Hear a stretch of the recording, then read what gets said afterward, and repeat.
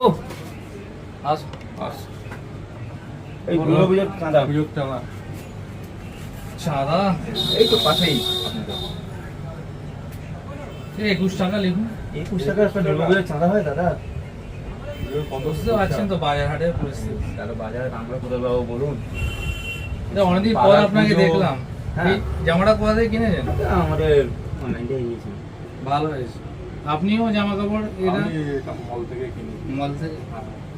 তো দাদা আপনি তো তাহলে অনলাইনে পুজোর চাঁদাটা অ্যাপ্লাই করতে পারেন। অনলাইনে পুজোর চাঁদা আপনারা তো পাড়ার দোকানদার বলুন। পাড়ার দোকানদার যদি আপনারা বাইরে দাদা কেনাকাটা করেন তাহলে আমাদের কিভাবে চলবে বলুন? আর যদি আপনারা সবাই যদি অনলাইনে কেনাকাটি করেন তাহলে আমাদের পাড়ার যে দোকানদার আগে যেসব আমাদের ভাবপ্রীতি ভালোবাসা ছিল, একসাথে যে আমরা পুজো করতাম, আনন্দ ভোগ করতাম, তাহলে এখন কিভাবে করবো দাদা?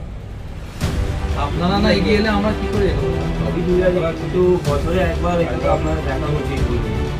আমরাও আমাদের বছরে একবার দেখুন, তাহলে তো আমরা আগামী দিন আরও আমরা বাড়বো, আপনারাও বাড়বেন। এই ভিডিওটা করার মূল উদ্দেশ্য হলো যে আপনারা যদি সাধারণ মানুষ বা আমাদের অঞ্চলের যেসব দোকানদারগুলো আছে তাদের কাছে যদি আপনারা কেনাকাটি না করেন, আপনারা মলে কিনছেন কিনুন না, অনলাইনে কিনছেন কিনুন, কিন্তু সাধারণ মানুষদের কাছে যদি আজকে ব্যবসা কোথায় এটা আপনারা সবই অনলাইন করেন, অনলাইন করুন, সে ঠিক আছে। একটা বলুন তো, আপনি অনলাইনে যেগুলো অনলাইনের মাধ্যমে আপনার কত মাল রিটার্ন হয়, আপনি দেখে কিনুন, বেছে কিনুন, সুন্দর জিনিস কিনুন, সামনে থেকে কিনুন, এটা আপনার পক্ষে ভালো, আমাদের